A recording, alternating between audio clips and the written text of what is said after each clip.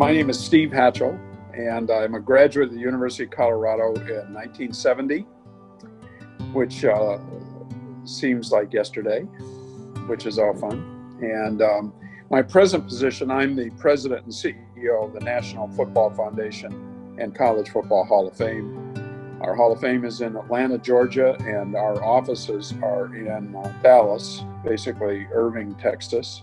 And football is 13 months out of the year in Texas, so this is the place to be. It would be very, very hard for me to pick out even one or two things while I was at CU. One of the reasons that I really liked CU, and I was a journalism major, and I actually got into Northwestern after my junior year of high school. I went to Golden High School, and Northwestern's got a great journalism school. One of the things that I liked about Colorado and the professors who were in the journalism school at that time was you didn't sit down and have to worry about printing machines or the mechanics of putting a paper together. At CU, you got little journalism, but they wanted you to take political science, and they wanted you to take geography. They wanted you to be involved so that you knew how to experience things that you were going to write about. And they pushed you really hard for it. The great thing about the University of Colorado, which I said then, and I've said the whole time that I've been involved with being able to reflect on it, is you go to CU to grab things. You don't sit on the edge of your bed waiting for class to happen. You don't sit around waiting for things to happen. CU is the kind of place that all you have to do is set your agenda and go do it. And so I can look and say all of the things that I was involved with, from being the head manager and the scout team quarterback on the football team. All 4 years that I was there, I was managing editor of the yearbook. I wrote for the Daily. I was president of journalism honorary, advertising honorary, and there's a lot of other things. And the feeling was that there weren't enough hours in the day, and go get it and get after it. And I really trust everything that happened at CU really created the pathway for me to understand how you have to go set agendas and make things happen. So there's not one thing at CU. I would say that it were many things. A lot of them just completely enjoyable, but they're really some of the great memories. And breaking it down, the football team was great. The coaching staff at the time had guys that are now in the College Football Hall of Fame. They were that good. When they left, they were assistants at the time. And in many ways, there's kids that miss that sort of activism that we went through in Boulder. I like to say that there was a 2-year span of time there where we were going to class with tear gas all the time. There were a lot of different things that happened there that I thought were treasures. The World Affairs Conference that goes on in Boulder always reflected the times. It always reflected real leaders, people that you'd say, boy, I'm not sure why they're here. There were so many things on the Hill that were going on. I know a lot of people would say, well, I love going to the Sink, or I love going to Tulagi's. But the fact of the matter was that I can truly say that in my span of time there, and again, this is going back in age, but there wasn't a group that was hot in the world that wasn't in Boulder at one time or another. And whether it was the Rocky Flats place, that little beer joint as you're going between Golden and Boulder. I saw Janis Joplin there. I saw every group either in Folsom, up on the hill at one of those little spots. And just, it was just fun. The energy was just spectacular to be there. And so I would say anything that had to do with the Hill. I lived up there, just being around the campus and being up on the Hill, and Pearl Street and all that didn't exist then, and it was kind of downtown, but it wasn't like it is now. Bill Marolt is arguably one of my very closest friends in life, and we've maintained just closeness over the years. But I just I thought the whole Colorado enterprise, I loved it. I loved the people that were there. The whole fact that the astronaut world was there, the whole fact that you had guys that were academic leaders like a Joe Romig, who Joe's got his doctorate and he's valedictorian and he's an All-America football player. One of the things that I learned that benefited me throughout life was, and I got this from Eddie Crowder when I started. And keep in mind, I was given great responsibility as a manager, scout team, quarterback. I played high school football, I knew football. They gave me responsibility right away when I was 19, as if I was a full-time staff member. And when you've got people like Jim Mora, who's going to go on to be a great pro coach. So as I charted my course wherever I've been, and I've been very blessed with some great jobs. I've been able to get great jobs at young ages. And the whole idea was, all along was, if you're going to be a change agent, go make it work. And that all, in my opinion, came from my time at CU. Well, I think first of all, we should all pat ourselves on the back, because I think that if you Haley, are talking to us, it means we're all very proud graduates. And I think we wear our heritage very proudly. And I guess my biggest thing would be to say, just congratulations. You know, we've done well, and we've reflected well on I would hope people would say we've reflected well on the university.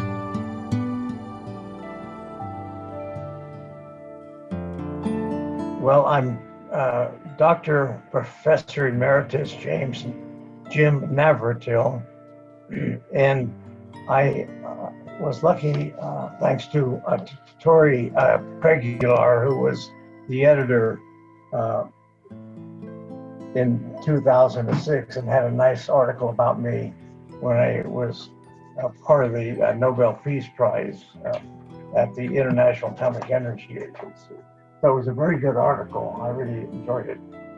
Some pictures of my boyhood chemistry lab. But I was, in 1970, I got a bachelor's degree in chemistry. And my advisor then was Stephen Zemdahl. And he's retired now from Illinois University. But he wrote an award-winning textbook of chemistry. Then for my master's and doctor, I went for Harold Walton, and he's deceased now. And then I did a year of postdoc studies with Bob Sievers, Professor Bob Sievers. Of course, he's still around working. But I worked at Rocky Flats all this time, and I went to graduate school full time, and then plus having a new family. So those were very long, tiring days back then.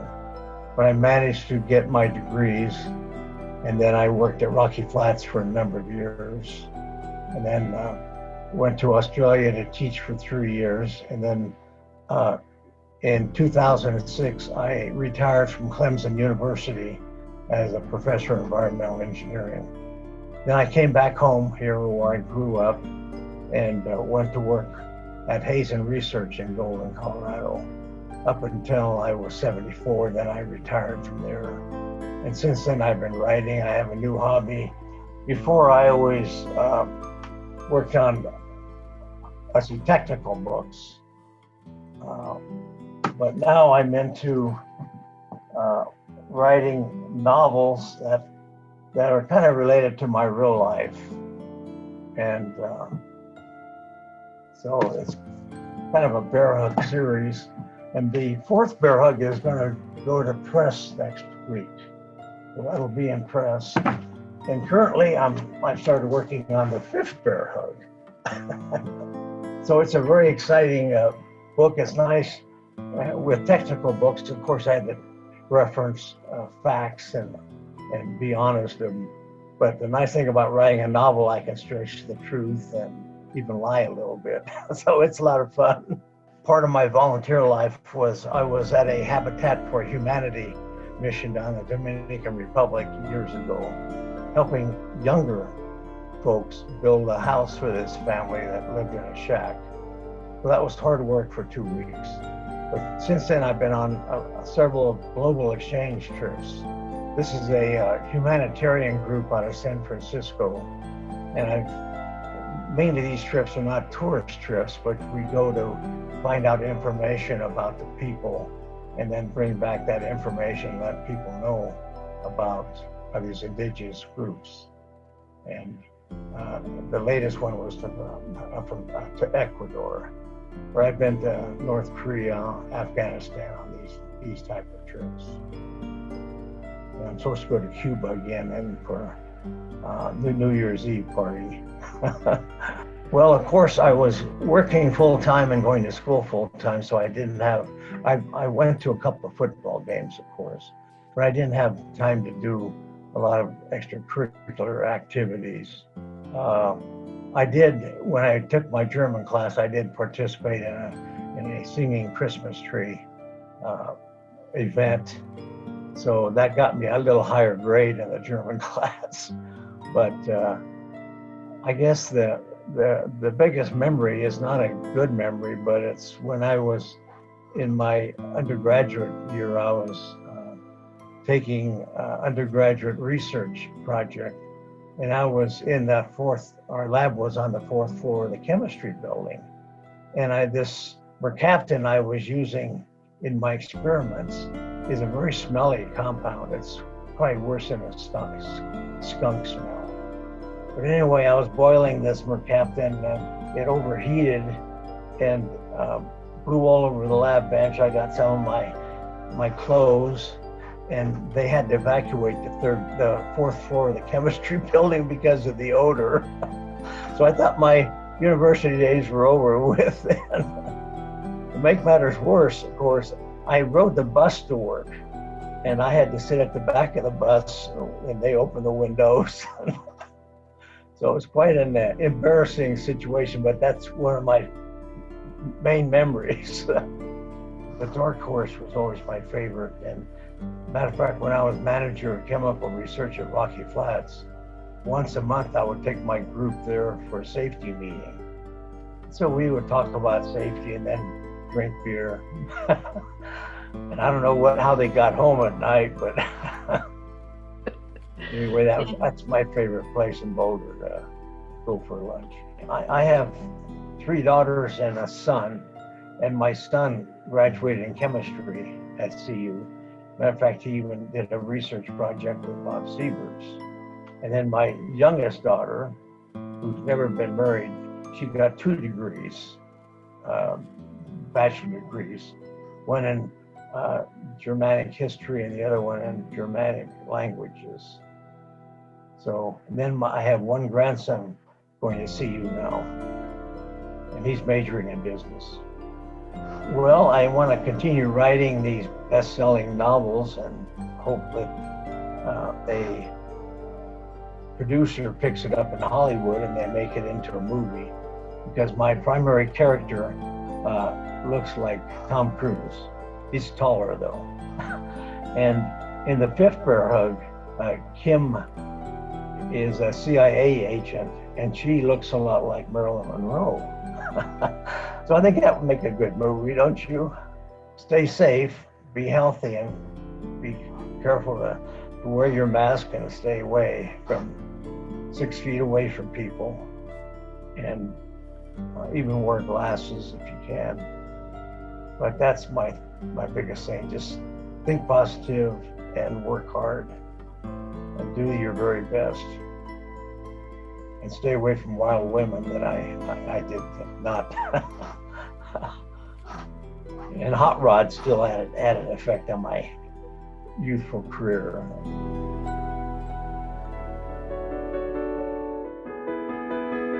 My name is Ron Pippin. I am a Boulder native. I grew up in the area there and grew up right at the foot of the Flatirons. And then my parents decided to go east to get more land. And so we moved out to Fairview Estates, which is about 75th and Baseline. And I ended up going to Fairview High School there. And of course, back in those days, Fairview High School is where I believe Platt Elementary is today. It's not on the south side of town where it is today. But in any event, my parents thought that I should go to the University of Colorado, and my Dad thought I would be a great engineer. My two brothers that were older than me did not like engineering and had no aptitude for it, so I was the designated engineer. And so when I was in my physics class at Fairview, I had participated in an experiment where we had a bucket of water or a plate of water or whatever on top of a opaque projector. And the problem we had is, as this little thing hit the water, how long it would take for the water to create a wave to the side of the dish. And I thought, well, this is kind of goofy. And so I told my dad that, and I says, is that what an engineer does? And he says, yeah, isn't that fun? I said, to be perfectly honest with you, no. So in any event, I enrolled at CU after applying at CSU and being accepted, as well as Michigan State, and enrolled in arts and sciences and declared a major of undecided. And so I took an aptitude test. So I went and told the professor I got a drop slip from the university, went to the professor and said, accounting's not for me. He says, why? I says, I got a D-. I have no idea what I'm doing or anything.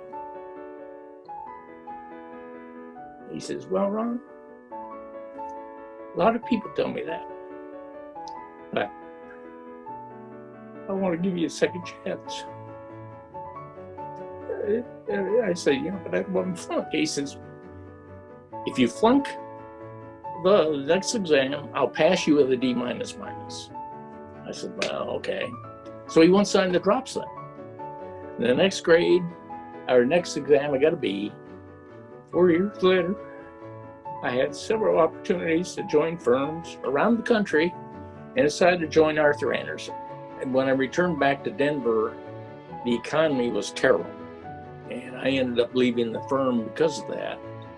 And I took a job with Ameritech, which is one of the 8 Baby Bells that was 8 or 7 Baby Bells that came out of breaking up AT&T by several years ago. And so I worked in their acquisition and department and handled all the financial oversight, including external reporting and things like that. And then I did that for 10 years. I flew all over the world. It was really a fun job. And I left there because we got bought out by a competitor and got a nice package, and went back to Arthur Andersen and worked in their standards group. Well, that didn't last very long. That was less than 2 years, and then the Justice Department shut us down. And I ended up going to work for Wolters Kluwer and handled the database, the accounting database that Arthur Andersen had that they used inside the firm. And so I was the editorial managing director of that. And I was there for a little over 10 years and then left in 2012. Had my own little consulting business here, worked with a couple large of the international accounting firms, and then decided it was time to hang it up. And so in any event, I'm now retired, live in Wheaton, Illinois, which is 25 miles due west of Chicago. We're a small college town, so to speak, and Wheaton College is here. And so still have my CU season tickets that go way back. And I was president of the Denver Buff Club. I was very involved in that, and maybe more so than that position had historically. My secretary handled calls. We used to have luncheons once a week during the football season, and my secretary handled the reservation. So people that wanted to go to the Denver Buff Club luncheons would call my secretary, and this was announced at Folsom Field where to call. So in any event, my fellow partner said, now wait a minute, are you working more for the University of Colorado Buff Club, or are you working for Arthur Andersen? I said, no, we've got a good balance here. I guess one of the things that I was proud of was I always thought that I was a straight shooter, and I still think that way. And people that worked for me at the phone company, that was the Ameritech Corporation, they respected that. And I worked closely with the CFO, and I handled, the production of what the content of the annual report was that was published annually. And I forget what the transaction was we were trying to explain. And of course, it was kind of complicated. I tried to put it in plain English, and I remember doing something. I said, this is probably going to get senior management less than thrilled with what we're saying about what we're doing here. And I said, I'm going to go for it. And so after the annual report was published, the CFO came down to see me. He says, Ron, we've got this disclosure in our annual report, and it says such and such. And to be honest, I forget what it said. And I said, yeah. He says, I think I would have worded it a little differently. I says, facts are facts, He says, yeah, but we could have put a little bit more spin on it. And I said, well, it is. He said, well, I don't recall seeing your picture in the annual report. And after I left the phone company, this has probably been about 6 years ago now, that I had a conference or met with one of my employees. I was referred to the guy in the corner office of the 36th floor with a big conscience. So if you have an issue, you want to be careful you don't go and talk to the guy with a big conscience. And I thought that was a compliment. Just a straight shooter, and tell it like it is, and very honest over the years.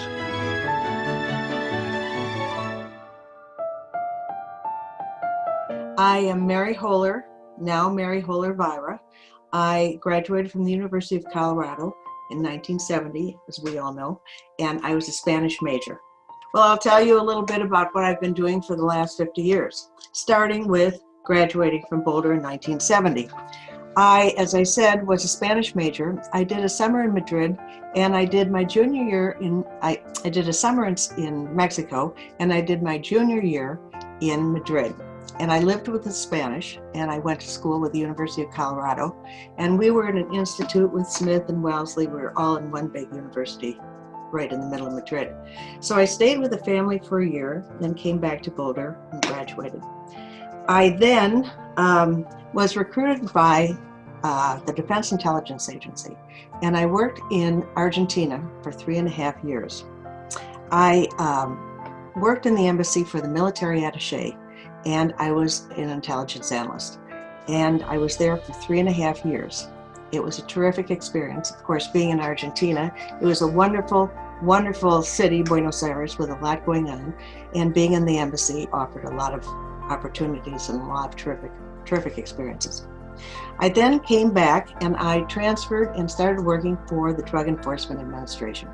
They hired me, of course, for my Spanish and because I had been a military analyst with the Defense Intelligence Agency. I became the voice for DEA in the print and the electronic media. It was quite a job. I felt it was very stressful, but I was the first woman non-agent in DEA to have that job. So it was pretty exciting, and I had that job for about 12 years. I retired from DEA in 2003. At that time, I then began a business of my own, and I started El Sol Villas. El Sol Villas was a luxury villa rental agency. We rented high-end villas from Spain to people from all over the world. I had that business for about 19 years, and I traveled to Spain 2 or 3 times a year and was able to use my Spanish, and that was a big advantage for me. So I had that, and we were recognized by Condé Nast Magazine as the go-to Spanish agency for villas, the go-to agency for Spanish villas, I should say, because we were located in the States, although we rented villas all over the world. We were also recognized by Travel and Leisure as another prominent agency to go to. Then I had that business for about 19 years. And then I finally left that in 2018, and probably that was a good thing considering what's happened to the world since then. I think the things that I'm the most proud of was, number one, that being probably the first person at the Drug Enforcement Administration to really be able to help the agencies and the agents identify the big international cartels. Remember, this is 50 years ago, and that is a period where heroin was coming into the country for the first time in such large quantities, coming in cars, hidden in cars, coming in through tunnels. So helping the agencies and the different agents as they were working identify and be able to know who they were arresting and put together the structure of the cartels. That, I think, was probably one of the most interesting and important things that I felt I contributed to law enforcement at that time. And the second thing, starting a business of your own was a real challenge. And having a business of renting villas in Spain, which I had for 19 years, was a big challenge, and but it isn't like it is today where everybody goes. And it was a very select group, and it was really a privilege and an honor to be able to do it. And that is really what changed my whole life and directed the rest of the things that I did all the years afterwards. And Boulder at that time, and I'm sure they do today, but they had an outstanding Spanish program. So that made the whole thing really work. That is when the union became the Alfie Packer. The name was changed to Alfie Packer, and that was a big deal. I just remember the union was so popular, and the school was such a beautiful campus that in itself was so inspiring. Boulder was a beautiful city. Everybody was so enthused about being there, and it was just a wonderful place to be, both just from the standpoint of how beautiful the university was, and I think it's always been considered to be one of the prettiest around. The other thing is that I was an avid skier, so I spent a lot of time skiing, and one of the funniest stories that I think I remember is that when I started at Boulder, that's when Vail opened up, just about that same time. So again, when you say 50 years, oh my God, that is a long time ago. But I had a friend who was an avid skier and skied with the national ski team. And one time, for 1 second, we were all on the hill standing at Vail with Billy Kid, Rebel Ryan, and Spider Savage. And so this friend of mine said, well, we're going to ski with them. I'm going, well, I don't know about that. Within 2 seconds, they were so gone that I don't think I had even gotten my poles in the ground.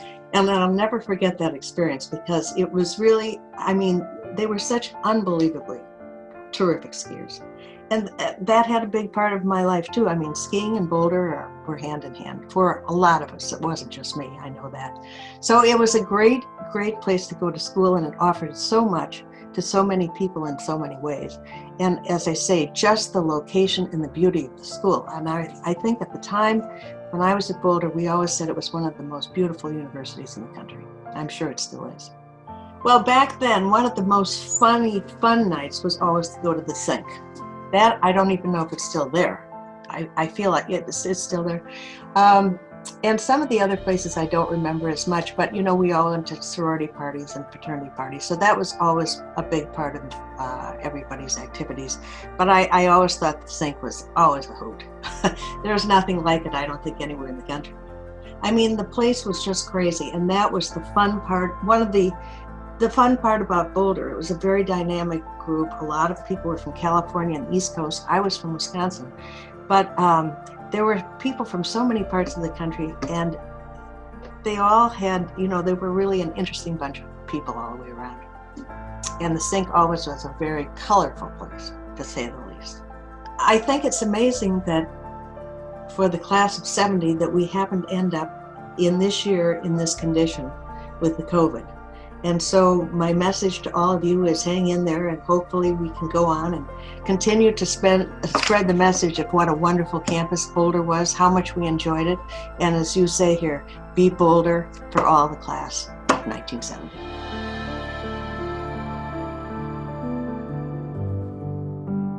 Well, I'm Paul Cummins, and I was an education major. I started school at the University of Colorado in 1966. I was fortunate enough to get a scholarship for my tuition, and not for one board, I had to pay for that. And it was exciting because I had never been to the college before, university. And I was fortunate enough to have a relative nearby that could pick me up and drive me to Boulder and drop me off at the front door of Baker Hall, which I thought was beautiful because you could see you see the Flatirons and all the mountains. I thought, you're going to wake up in the morning and that's what you're going to see. And I ended up in room 88 in the basement with a window well. So I couldn't see anything except metal. Fortunately, in the wintertime, my roommate and I would fill that up with snow, and it was a place to keep milk and any perishables you get from upstairs, which was on the second floor. So by the time I got up there, I was totally winded because I wasn't used to the altitude. But from there, I enjoyed it and spent 4 years and got my degree in education, used it for 2 years, decided that I love the students. I wasn't too happy with administrators sometimes and decided to go into private business with a chemical company. Ended up being the plant manager at a company called Akzo Nobel for the Nobel Peace Prize, by the way. They're a Dutch company. And Alfred Nobel was the one who invented dynamite. And then for peaceful reasons, but they used it the wrong way. So that's why he had the Nobel Peace Prize. So I went there for 39 years as the plant manager. And at the same time, I was also a volunteer on the fire department in the suburb I lived in the south suburb of Chicago. And worked my way up to assistant chief after 39 years. Retired from the chemical company. I did enjoy going out occasionally. We only did that in the weekends, by the way. Monday through Thursday, we had to study. And fortunately, I graduated with 3.4, so that was good. I was happy with that. And what else? I guess football games were exciting. It was neat to see Ralphie run around the stadium, but it was expensive. And so I used to park cars in the parking lot, and they would let you in the games for free if you helped park cars. So that was kind of nice. Got to play occasionally with a band there called Freddie Henchy and the Soul Setters. It's really a unique experience to help somebody on the worst day of their life. So when you go to a fire or a car accident and somebody's trapped and you're the person they're talking to them, it's an emotional thing that makes you feel warm inside. And that's almost terrible when I think about it. It's crazy. But yeah, that's probably been the most important thing in my life. Other than my kids and my wife. I had a physics class that was like an entry physics class, a 100 level class. And I was probably in my junior year. For some reason, I took this physics class. And the Frank Oppenheimer was the instructor. His brother actually invented the atomic bomb that we dropped in Hiroshima. Frank, which I had no idea that this was happening when I was taking the class, had been blackballed during McCarthyism and taught, I think it was Summit High School. I'm not sure, somewhere in the mountains of Colorado. Had a cattle ranch and was blackballed and was not allowed to teach in any universities until finally Colorado said, hey, we'll take you and we'll put you in some classes and you can start teaching. The other thing I forgot to mention, I want to talk about this, and it's the Flatirons. My roommate was from Aspen, Colorado, and one of the things he wanted to do was climb the Flatirons. Well, I'm from Chicago, which is relatively flat, I mean, there's no mountains here, okay? The skyscrapers are our mountains. So anyway, he said, we can go up the front of the up the front of flights or the Flatirons, and it should be okay. So we started climbing, and it was a warm day, and I started thinking, well, I'm getting really thirsty. He said, weren't we supposed to bring water or something with it? No, it's okay. It doesn't matter. We'll just go down in the back after we get up. I said, well, don't we have like ropes and things like that? No, we just kind of climb up. So I said, okay, well, we'll just do that. Well, we climbed for a while, and then finally it got kind of difficult. We said, okay, there's a spot we can get around and back. On the way up, we kept getting thirsty, and I said, well, what do we do for water? He said, well, if you see a little puddle of rainwater somewhere, it's okay to drink it, but don't take any of those take any worms in with it. Okay, so just drink the water. So I'm doing this the whole time, and he hasn't had any water. So I get to the very back top, whatever you want to call it, and I said, something, I haven't seen any worms yet. He says, well, what are you looking for? I said, well, like worms, like earthworms, like you see in, in the ground, the big ones. He said, no, they're little tiny little things. I said, oh, darn. Actually, oh, maybe I said something else at the time. But anyway, I said, oh, darn. Now, I haven't paid any attention for those little things. Are they? Well, they could be. I don't know. At my age, my plans are I wake up the next day. You realize I ride in a fire truck like twice a week, maybe 3 times, depending on what I want to do. 8 hours during that day. I'm 72 years old and I'm doing what I love, and it's awesome. So I'm just happy I get up every day. And the guys at the station who are young, they're in their 20s, they all call me Chief, even though I'm just one of the people that ride in the back and I volunteer, and it's just a fantastic feeling. So follow your heart. Do what's best for you. So, and whatever that is, you should follow that.